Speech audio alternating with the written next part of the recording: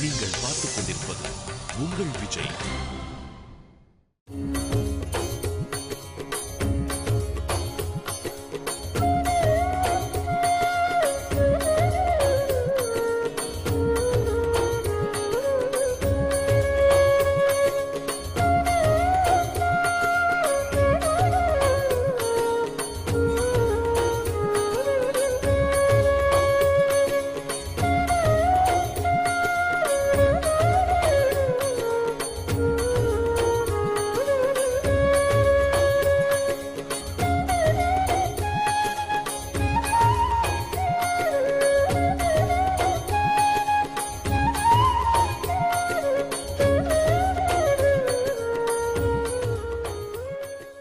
பிரேமாபாயின்னு ஒரு பக்தன். அவன் கணவன், அந்த கணவனோட சேர்ந்து குடும்பம் நடத்திட்டு இருந்தான். ஒரு குழந்தை பிறந்தது, ராமகிருஷ்ணன் அப்படின்னு அந்த குழந்தைக்கு பேர் வச்சா. குழந்தை வளர்ந்துட்டு இருக்கும் பொழுதே கணவன் பகவானுடைய திருவடியை அடைஞ்சுட்டான். இவ சின்ன பெண்ணு, கணவனுடைய பிரிவை தாங்க முடியல, என்ன பண்றதுன்னு தெரியல. ஒரே ஒரு சமாதானம் என்ன அப்படின்னுட்டா, பார்க்கிறா நமக்கு நாமே மரணத்தை தேடிக்க கூடாது, நமக்கு நாமே மரணத்தை தேடிண்டா பூத பிரேத பிசாசா அலையணும், அத்தகைய தப்பு பண்ணக்கூடாது. நம்முடைய தலையில பகவான் இந்த பூலோகத்துல எவ்வளவு நாள் வாழணும்னு வச்சிருக்கானோ அவ்வளவு நாட்கள் நம்ம வாழ்ந்து தான் ஆகணும். அப்படிங்கிறதுனால இப்ப எப்படி வாழ்க்கையை அமைச்சுக்கிறது? ஒரு குழந்தை வேற இருக்கா, அந்த குழந்தைக்கு ராமகிருஷ்ணன் பெயர் வச்சிருக்கா. இப்போ ஒரே ஒரு காரியம்தான் அவளுக்கு தோணித்து. என்ன பண்ணுவான் அப்படின்னா, நித்தியமா தன்னுடைய வீட்டுக்கு நாம சங்கீர்த்தனம் பண்ணிட்டு வரக்கூடிய அடியார்களுக்கு அன்னம் இடுவா, பாத பூஜை பண்ணுவா, அவர்களுக்கு அன்னம் இடுவா. ரெண்டாவது அவளுக்கு பொழுதுபோக்கு இல்லைன்னா உபாசனை, பகவானுடைய கதைகளை கேட்டுட்டே இருப்பா. ஏன்னா பாகவதத்துல சாக்ஷாத் ருக்மிணி கிருஷ்ணனுக்கு ஒரு கடிதம் கொடுத்து அனுப்புறா. அந்த கடிதத்திலே பகவானைத்தான் தான் கல்யாணம் பண்ணிக்கணும்னு ஆசைப்படுறேன்னு சொல்றா. பகவான் கேட்பான் இல்லையா, நான் துவாரகையில் இருக்கேன், நீ வேறு ஊர்ல இருக்க, என்னை பத்தி உனக்கு எப்படி தெரியும்னு கேட்பான் இல்லையா. அதனால சாக்ஷாத் பிராட்டி மகாலட்சுமி ஆரம்பிக்கும் பொழுது ஸ்ருத்வா குணானு புவன சுந்தரா, உன்னை பத்தி கேட்டேன், கேட்டதுனால பக்தி வந்தது அப்படிங்கிறா. அதே மாதிரி பிரகலாதன் 9 விதமான பக்தி சாதனங்கள், அன்றைக்கே சொன்னேன், பக்தி பயிற்சி ரெண்டாம் பிரிக்கணும் பக்தியை. பக்தி பயிற்சி, பக்தியினுடைய பலன். பக்தி பயிற்சிங்கிறது இன்றைக்கு நம்ம கோவிலுக்கு போறது, கதை சொல்றது, நாம சங்கீர்த்தனம் பண்றது, கதை கேட்கறது, இதெல்லாம் பக்தி பயிற்சி. அதனால வரக்கூடிய பலன் மேனி சிலிர்க்கிறது, கண்கள்ல தாரதாரியா ஜலம் ஏற்படுறது, தொண்டையில தழுதழுப்பு ஏற்படுறது, மூர்ச்சை ஆகிறது, பகவானுடைய காட்சி ஏற்படுறது. இதெல்லாம் பக்தி பயிற்சிக்கு நமக்கு கிடைக்கக்கூடிய பக்தியினுடைய பலன். அதனால அவள் என்ன சொல்றான், ஸ்ருத்வா குணானு புவன சுந்தரானு சாட்சாத் பிராட்டியே சொன்னா. இங்க பிரகலாதன் 9 விதமான பக்தி சாதனங்களை சொல்லும் பொழுது சிரவணம், கீர்த்தனம், விஷ்ணு ஸ்மரணம்னா முதல்ல கேளு அப்படின்னா. ஸ்ரீமத் பாகவதம் என்ன அப்படின்னா, பரீட்சித்துக்கு ஒரு ரிஷிகுமாரனுடைய சாபத்தினால 7 நாட்கள்ல மரணம் சம்பவிக்கப்படுறது. ஒரு தேவலோகத்தில் இருக்கக்கூடிய தக்ஷகன்னு பாம்பு கிடைச்சு.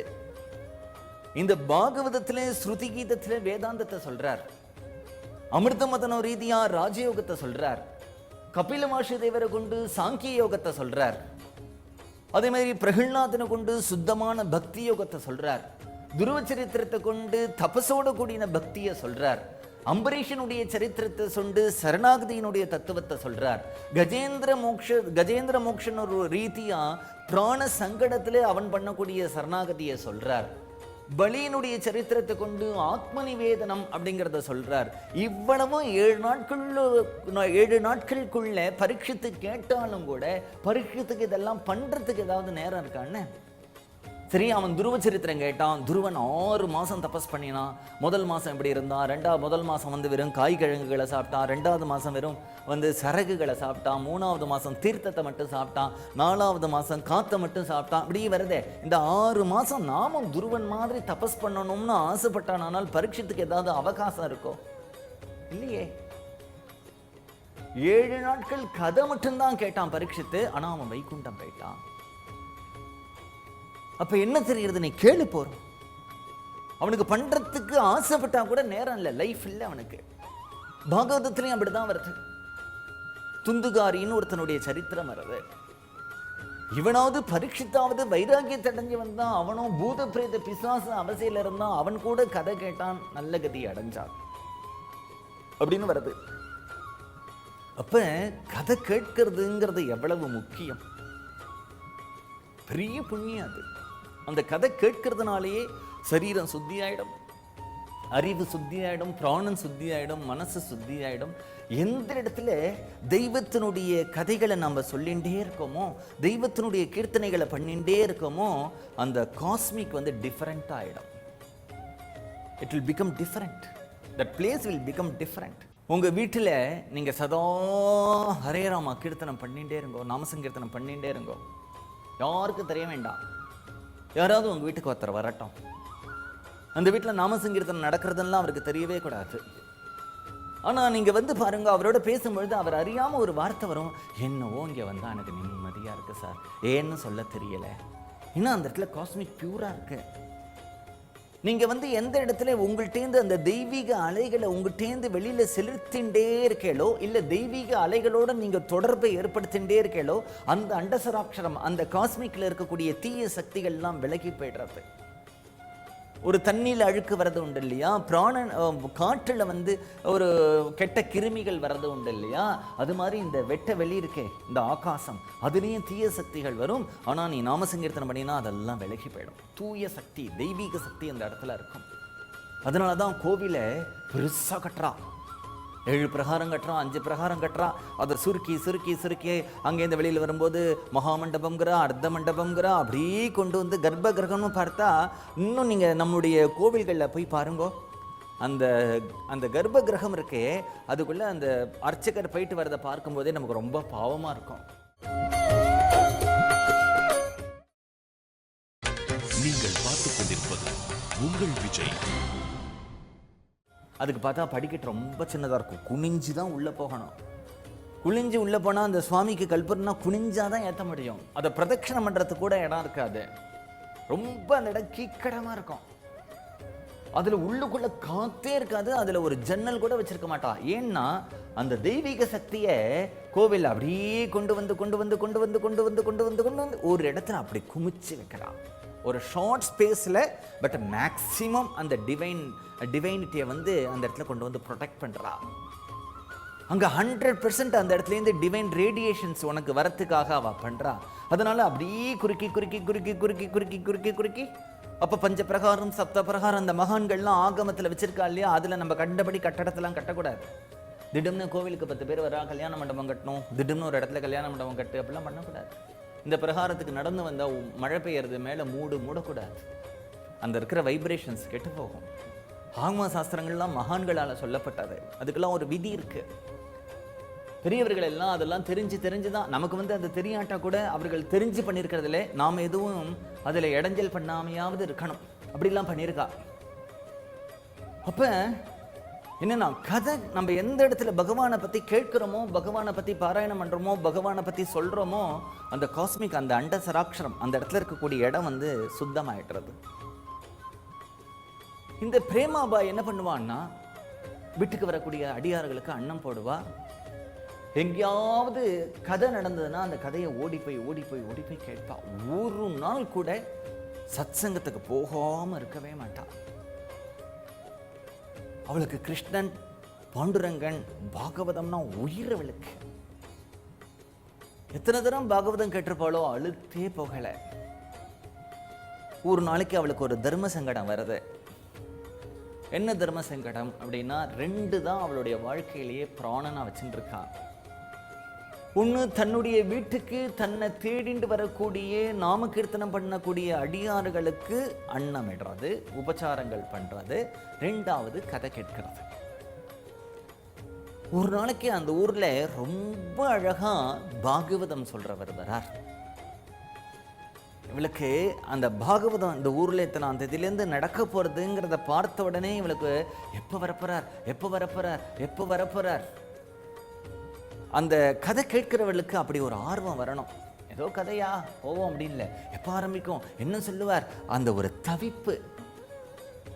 ஒரு உலகத்தில் வாழக்கூடிய மனிதனுக்கு அவனுக்கு ஏதாவது ஒரு பிடித்த விஷயத்தில் இது எப்போ நடக்கும், என்னைக்கு வரும் என்னைக்கு வரும் என்னைக்கு வரும்னு ஒரு எதிர்பார்ப்பு இருக்கிற மாதிரி அவர்களுக்கு அந்த பகவானுடைய கதைகளை கேட்கறதுல அப்படி ஒரு எதிர்பார்ப்பு.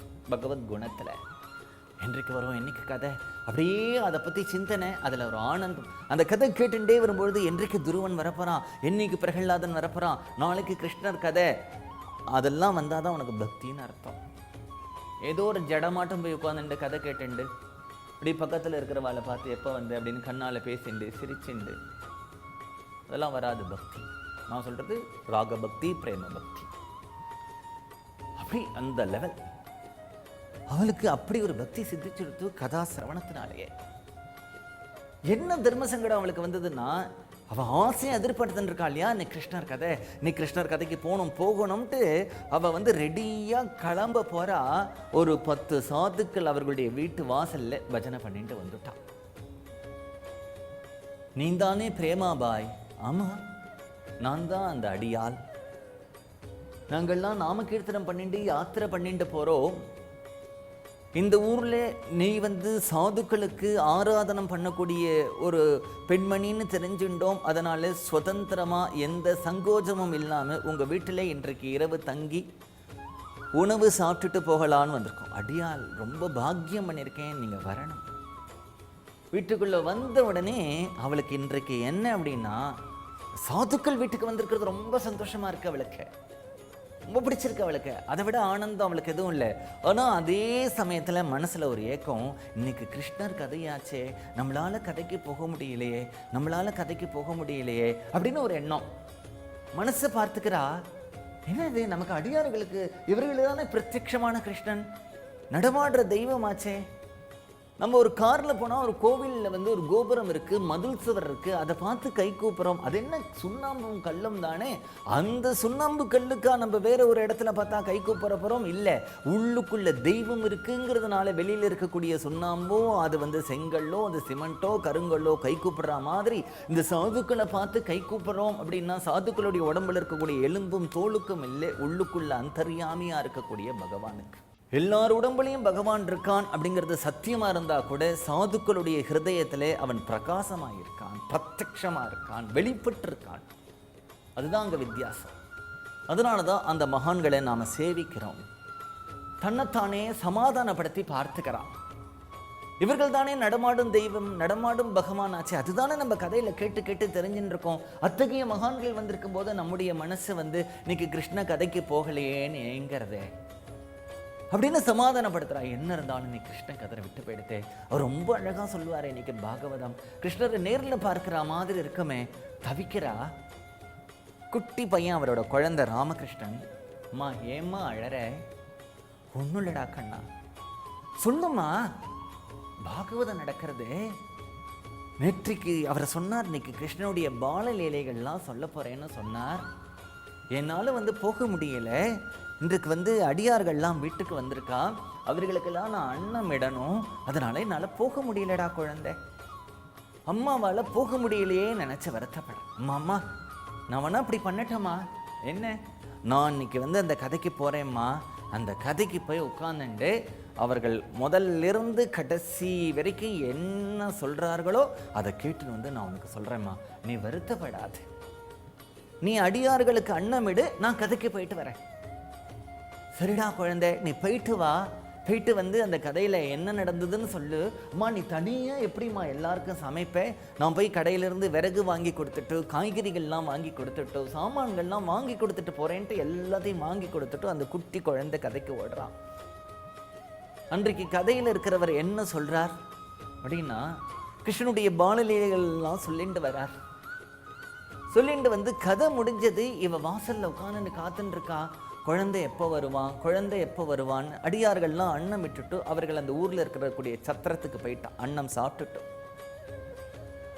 எனக்கு தவிப்பு, குழந்தை எப்போ வருவான். ஒரு தாயார் ரொம்ப நாள் பார்க்காத ஒரு குழந்தைய பார்க்க போகிறோம் அப்படின்னா எப்படி தவிப்பாளோ அப்படி ஒரு ஏக்கம், எப்போ குழந்தைய பார்க்க போகிறோம். ஏன்னா குழந்தைக்காக இல்லை, குழந்தை என்ன சொல்ல போகிறான்.